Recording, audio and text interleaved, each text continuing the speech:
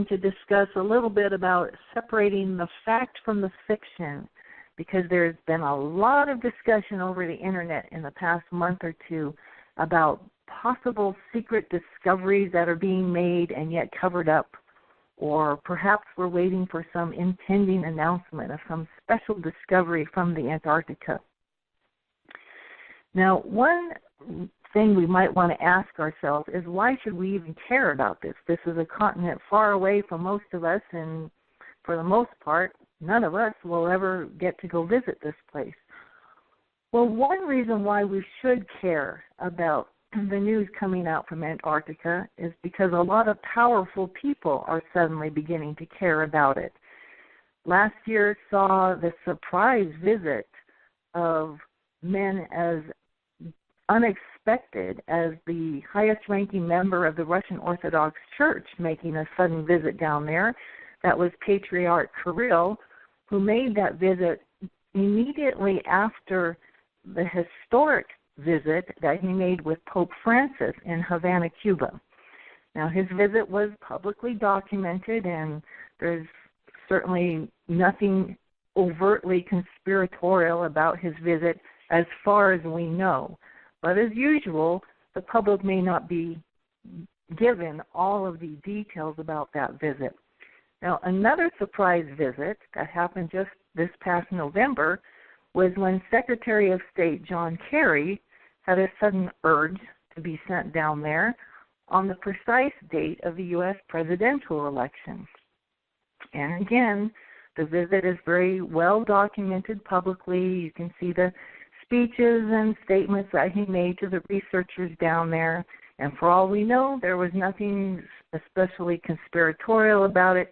It seems to have something to do with the climate change agenda that is being led by the international powers that be.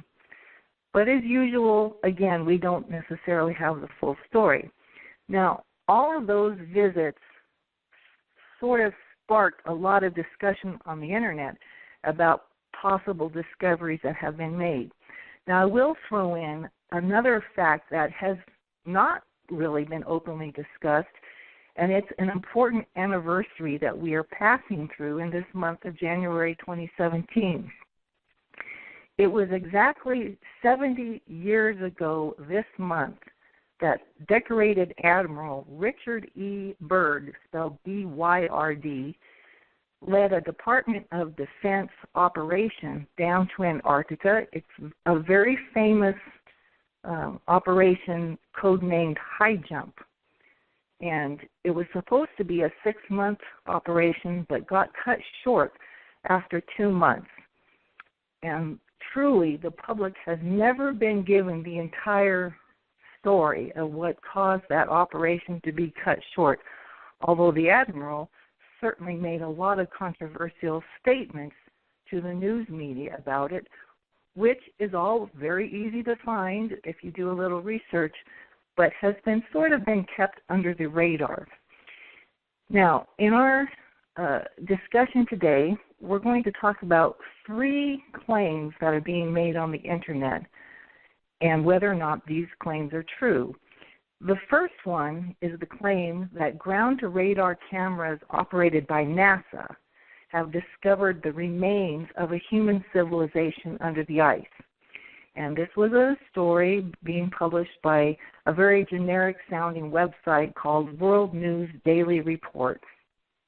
And in their page, they show 2 photographs. One has a greenish tint to it, and one has a bluish tint to it. And I will have links to all of these pages in the show blog that accompanies this story. The greenish tinted photograph is actually a picture of overhead camera shots over the country of Egypt and has nothing to do with Antarctica. The bluish photograph is a true photo from Antarctica, but it's a photo that is quite a few years old and is not related to the current claims being made about Antarctica. So this is a claim that is a perfect example of something that may or may not be true, or may be a story that's kind of being planted into the mainstream so that you'll think that the whole claim is is a hoax and won't look any further. There very well could be remains of human civilization on Antarctica, but this claim and this photograph are not the evidence for it. Now, the second claim that has really captured the Internet's attention is this idea that pyramids from ancient civilizations have been discovered in Antarctica. And some very compelling, true photos are being passed around of mountain peaks which, when viewed from overhead, do seem to have the sheer sides of a four-sided pyramid. Now, I will say that a very excellent website known as livescience.com posted a page that does a nice job of explaining how this can be caused by natural phenomena. Apparently, the constant freezing and melting action at the Antarctica literally causes slices of slabs of rock to be carved out from the side of the mountain and will slide down the mountain, leaving the exposed surface of the mountain sort of shaped the way a pyramid side would be shaped. And if you've ever seen pictures of the Matterhorn in Switzerland, you're looking at a type of phenomena like that. It is not uncommon for natural forces like that to produce a shape that resembles a pyramid. Now, for this claim, I'm going to allow them a 10% benefit of the doubt because there are so many cone-shaped and pyramid-shaped mountain peaks all over Antarctica that they can't all have possibly been explored yet. So we can't really say for sure whether or not all of the pyramid-shaped mountain peaks in Antarctica are actual natural phenomena, or maybe there is one lone pyramid down there. And as our friend Richard Hoagland is famous for saying, you only need to find one white crow in order to prove that not all crows are black. So until the day comes when it has been publicly demonstrated that there is at least one man-made pyramid down in the Antarctica, we're going to keep an open mind on whether or not there are such remains down there. Now, the third claim being made is really pretty interesting because it definitely is half true and half fictional. This claim is that there are underground tunnels under the ice sheet, I should say. Underground tunnels are being used as UFO spaceports. Now, the true part of this claim is amply demonstrated at a terrific news article posted at the dailymail.uk website, and they have displayed a very informative infographic that actually shows that there are tunnels that sit kind of above the water in Antarctica but below the surface of the ice sheets. And these tunnels literally are as tall as the Eiffel Tower. And I'll quote a paragraph from their news story. They say, researchers concluded that the placement of the tunnels means that they were most likely formed from meltwater, water released from melting ice that flows underneath the ice sheet over land and into the ocean. The data revealed that water moved beneath the ice in concentrated channels similar to rivers. So that is quite intriguing, and of course, because the tunnels are a little dome-shaped on the top, it leads people to speculate, well, this is the perfect shape that would accommodate the dome-shaped, commonly seen shape that you see over a UFO. It would allow them easy access to get in and out of some sort of tunnel under the ice. However, what we can say about the claim is that the tunnels are absolutely true, but we don't have any solid physical evidence of any anti-gravitic craft that flies in and out through them. Now, we're going to take a break here, but then when we come back, we'll talk a little bit about what we should expect to see in the next episode about the facts we should be looking at with respect to Antarctica. One of the most surprising discoveries was concerning the lake that is found to the south and east of the direct South Pole marker, and that's Lake Vostok, spelled like V like Victor, Ostok. That's a Russian word that means east or eastern. And they have discovered that the water in that lake can be as warm as 65 degrees Fahrenheit. And it's been a bit of a mystery to figure out what exactly is the heat source that is warming those waters. But we're going to save that for another episode. I do want to remind you that a lot of what we need to think about with regard to Antarctica concerns understanding the truth of what happened in 1947 when Admiral Byrd was sent on Operation High Jump to lead thousands of military personnel down to the Antarctic, and why was that operation cut short after only 2 months? That story has never been fully explained, and it does seem evident to me with the research that I've been doing that certain events began to domino from that point onward. Remember, 1947 was also the year famous in the alternative history channels for the crash of a supposed craft or UFO at Roswell, New Mexico. 1947 also saw the inauguration of the Central Intelligence Agency and also of the United States Air Force. And it seems to me that all of these events are all connected and have led to a domino of further events through the 50s, the 60s, and here we are in the year 2017 of the rise of what we would call the deep state or the police state or just a whole lot of other things that seem to be taking control over our lives. But those are all subjects we will talk about in our next show. So for today, this is your host, Sedona Deb, buzzing back to the beehive until we all get together again. The current trending conspiracy theories, if you want to call them that, concerning our most southern continent, the continent of Antarctica down at the South Pole. And there's been a lot of internet discussion about the possibility that an ancient civilization has been uncovered down there or that there are pyramids sticking up out of the ice. And what we do know for sure is that there's been a sudden rash of high celebrity and high-profile visitors who have been going down to Antarctica.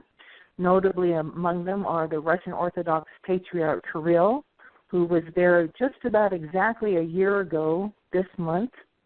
And also we've had Secretary of State John Kerry suddenly went down there on the very same day that the American election was happening last November, along with quite a few other notables. Astronaut Buzz Aldrin went down and had to be medically airlifted out all of a sudden.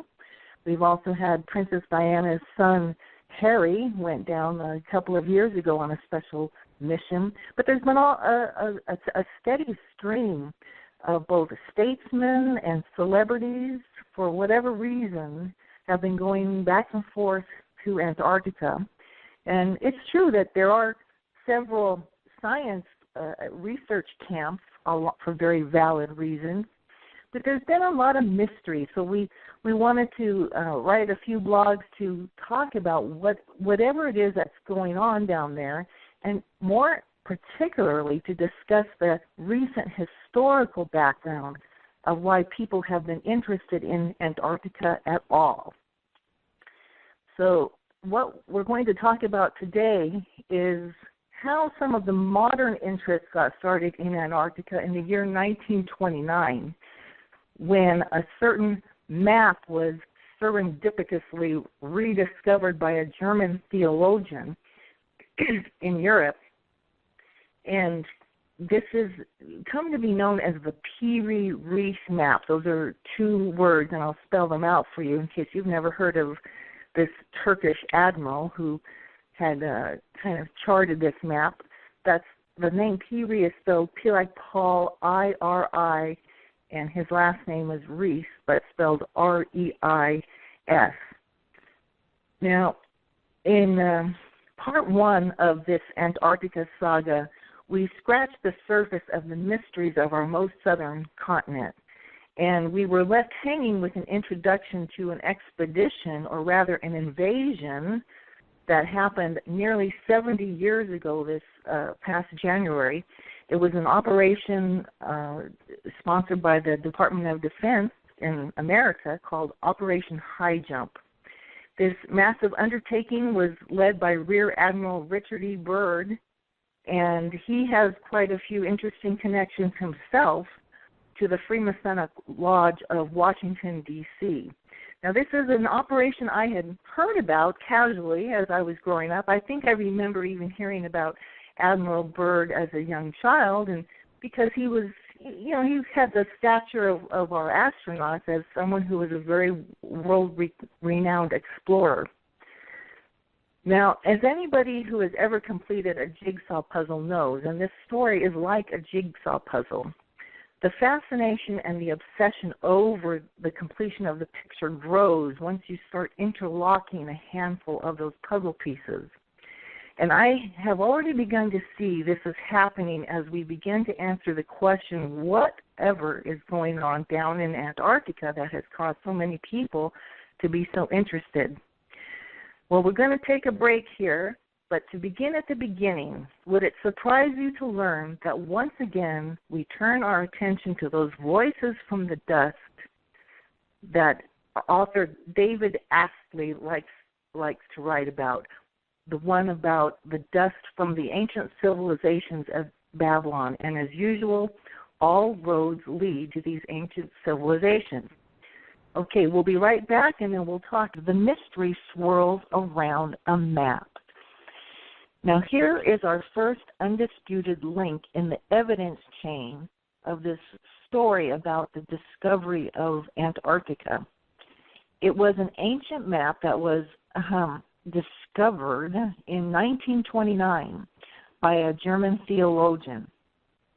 And his discovery soon drew the attention of an American professor named Charles Hapgood, who is now famous for his pole shift theories. In fact, if any of you remember the blockbuster movie 2012 that came out around the year 2012, Charles Hapgood was referred to in that movie because there had been this theory that the poles were going to shift, and that became the premise of that movie. Well, hold that year of 1929 on the back burner of your brain, because it will play a huge role in the next series of stories that we will include on this Being Eden radio show. Now, I think of this discovery in air quotes because 1929 saw the second or possibly third, fourth, or who knows how many discoveries of this map. The map itself was well known in elite circles no later than the days of Christopher Columbus. And for that history, we turn to two books written by one of my favorite authors, Joseph P. Farrell. And the names of those books are The Financial Vipers of Venice and his other book, Thrice Great Hermetica and Majanus Age.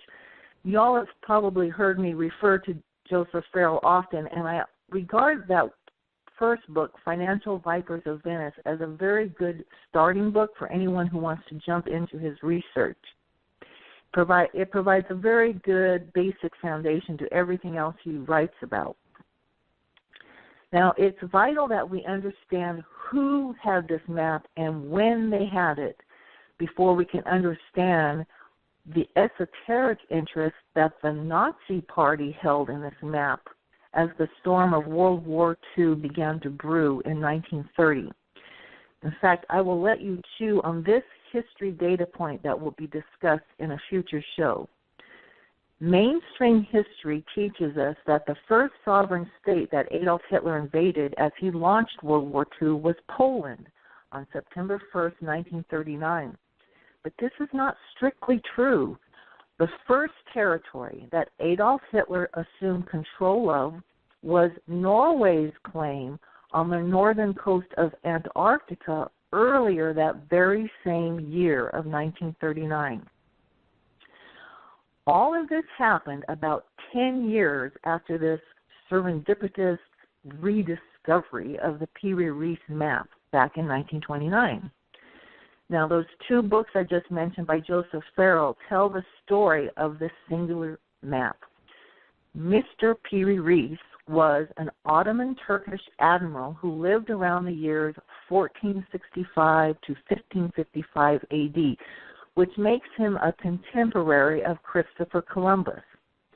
It is known that this good admiral claimed to have based his map on Columbus's copies of the map. The map that is named after this Turkish explorer has caused such a stir because it shows that the continent of Antarctica was well known in the ancient world, and that continent is presented on the map with amazingly accurate coastal contours. But here's the real shocker. This map shows contours of the continent as it would have appeared before it was covered with ice. So we're left to ask, well, how long ago would that have been? It is presumed that Antarctica has been covered with ice for 12,000 years. So we're talking about some kind of civilization who was familiar with the continent of Antarctica before it was covered with ice. And in his research, Dr. Farrell discovered that the Piri Reis map is not the only map that shows an ice-free Antarctica. We know that there are maps that date back even earlier, at least to the year 1339 AD. These maps comprise what are called the portolanos. That's, I think, a Spanish or an Italian word that refers to the naval maps that the seafarers along the Mediterranean coast charted for themselves. That these portolanos were being used by European navigators. Now, naturally, here is the next question. Where did these maps come from? And here I will quote a portion of the book Financial Vipers of Venice, beginning at page 196. And here, first, Dr. Farrell refers to an earlier chapter in his book where he talked about the Byzantine humanists among the Greek delegation they went to visit the banksters in Medici in Italy. And they were the contact point for the Florentine merchants who may have been seeking lost knowledge. And this lost knowledge was coming from the Imperial Archives and Library of the Eastern Roman Empire in Constantinople. In fact, if any of you have a subscription to Netflix, they have a documentary series in there about the Medici family. And you have to remember that it was Cosimo Medici who purchased ancient wisdom texts that came to be used to form the basis of what is called the Hermetica. And these texts actually laid the groundwork for what was to come in the Renaissance and the period of the Enlightenment. And it is my personal opinion that the Eastern Orthodox connection to these ancient maps might be the reason for why Patriarch Kirill was invited to Antarctica at this very time of the year, last year, in the year 2016. But now getting back to Joseph Farrell's book, Financial Vipers of Venice, he says this: it seemed as though somebody early in the 14th century, or as early as the year 1301, somebody had found an amazingly good chart which nobody was able to improve upon for 200 years. Hapgood, Charles Hapgood that we mentioned earlier, notes that Nordenskjöld, another researcher, believed that these measures were derived from Carthaginian and Phoenician sources. Then the medieval portolanos, those naval maps, exemplified in the Dulcert portolano, the Antarctica map that predates even the Piri Reis map, that this Dulcert portolano must represent some hidden tradition of secret knowledge handed down from high antiquity and antedating even Ptolemy and the renowned Library of Alexandria.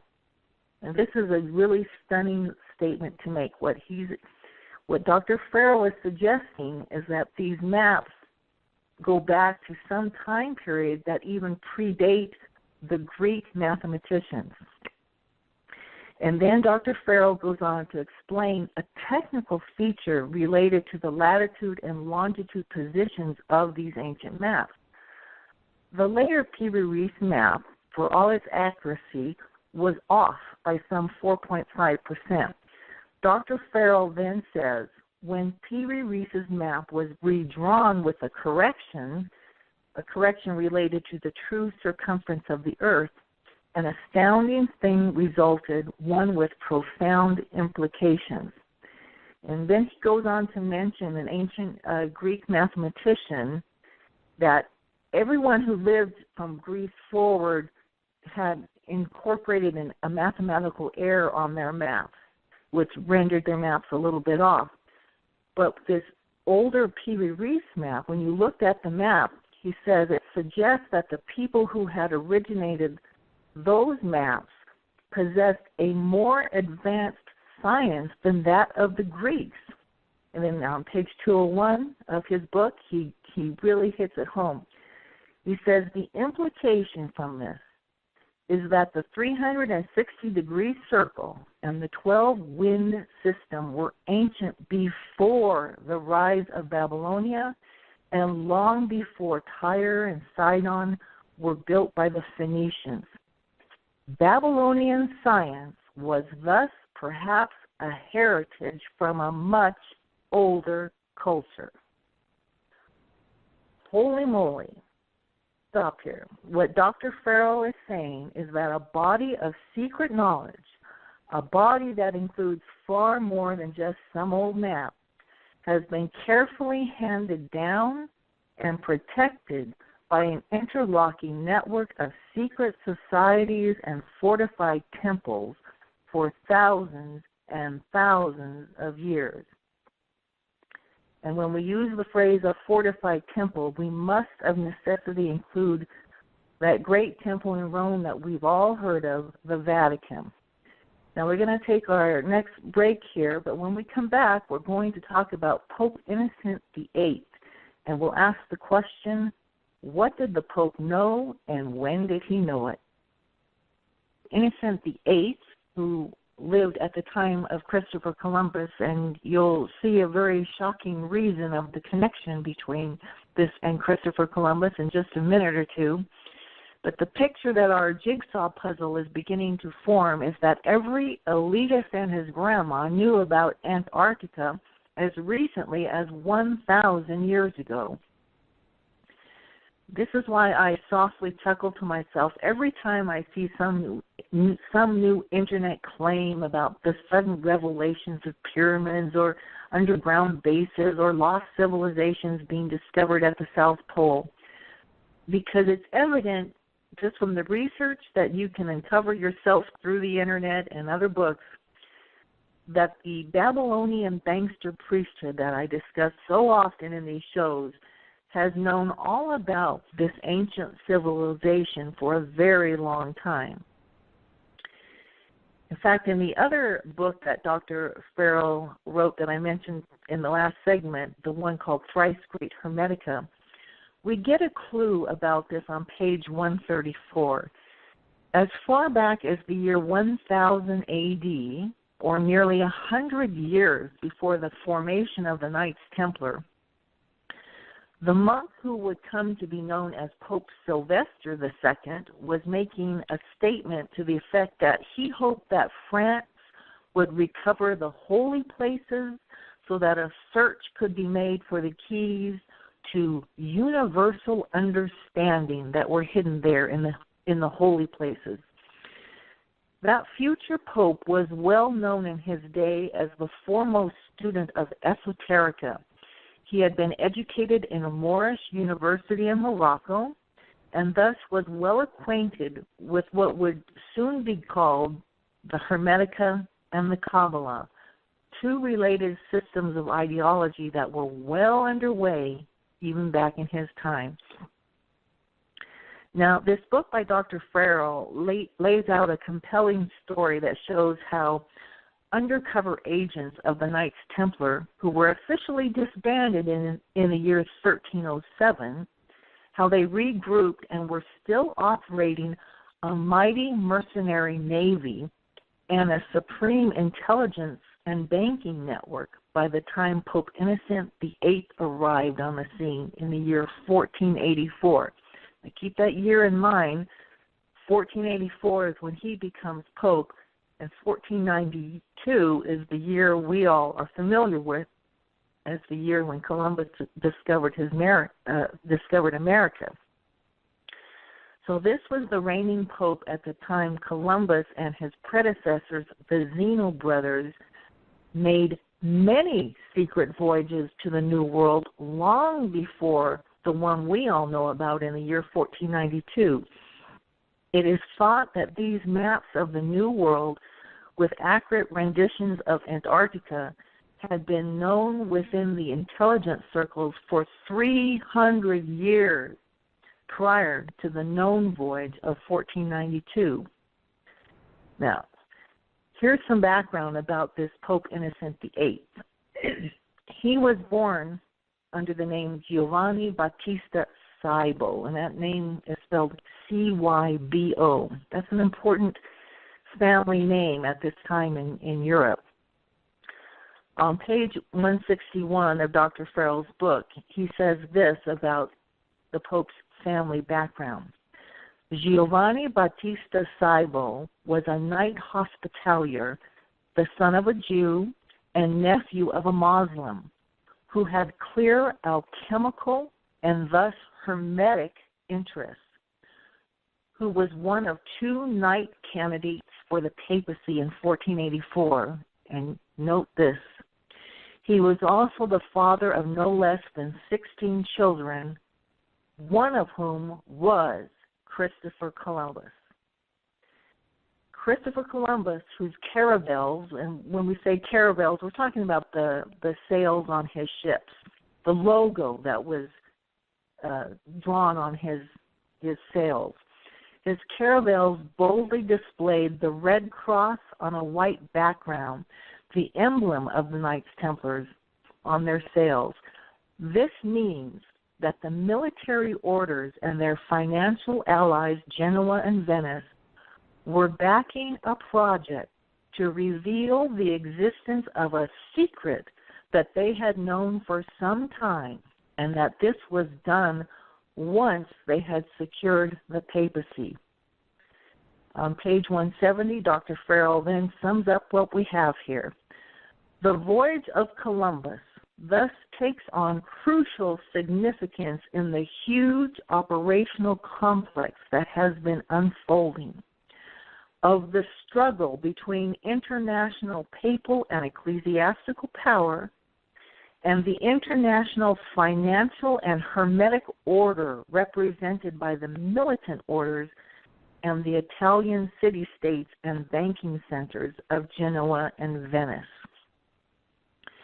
What he is saying here, what Dr. Farrell is saying, is that the Knights Templar were officially disbanded by the Roman Church in 1307, but they didn't really go away. They went underground and regrouped in their power. They maintained a huge, very powerful navy, and they connived events so that their man achieved the seat of the papacy in Rome. Their man, Giovanni Battista Cybo, became Pope. That was important for him. That was almost in a way their way of getting revenge back on the church by putting their man on the seat in the Vatican. Now, flipping back to that first book, The Financial Vipers of Venice, there's an important point he makes on page 205. Dr. Farrell says, consequently, one sees 2 familiar patterns, the first appearing in ancient times and continuing into modern times, of a financial elite that is A, actively seeking ancient sources of information, and B, seeking to monopolize and suppress it, lest that knowledge break out of the closed system of finance that made their power, position, and prestige possible. Now let's stop and think about those words. Financial, hermetic, and militant orders. Who does that remind you of? Well, just 400 years later in the 20th century, who came to power? Well, none other than the Nazi Party, their funding banksters, and whatever name the 21st century oligarchs call themselves today. You couldn't ask for a more complete representation of an uber-powerful force that combined the best of technocracy, tourism, and esoterica. In the year 1929, just almost 100 years ago, they became aware of the same thing that the popes, Christopher Columbus, and all the other post-Knights Templar mercenaries was well aware of, that there is something under the ice in Antarctica that provides the key of knowledge about the lost human and human hybrid civilizations that are spoken of by both biblical and pagan sources of history. Or at least they want you to believe that they have discovered those sources of information. Now, in a future show, the next installment will continue this story. And I encourage you, if you're reading this on my website or on my website blog, I have provided links to some pretty interesting YouTube documentaries that will tell you the story of what the Nazi Party believed about Antarctica and why they were so interested in it. But for now, this is your hostess, Sedona Deb, buzzing back to her blog in anticipation of our next venture out in these histories and mysteries at the Bee in Eden. I'd like to thank the sponsors of the Podfire Radio Network, and thank you to all the listeners who have joined with me in, as we fly and buzz along in this very tangled web of mysteries and stories that is affecting current events right now, even as we speak.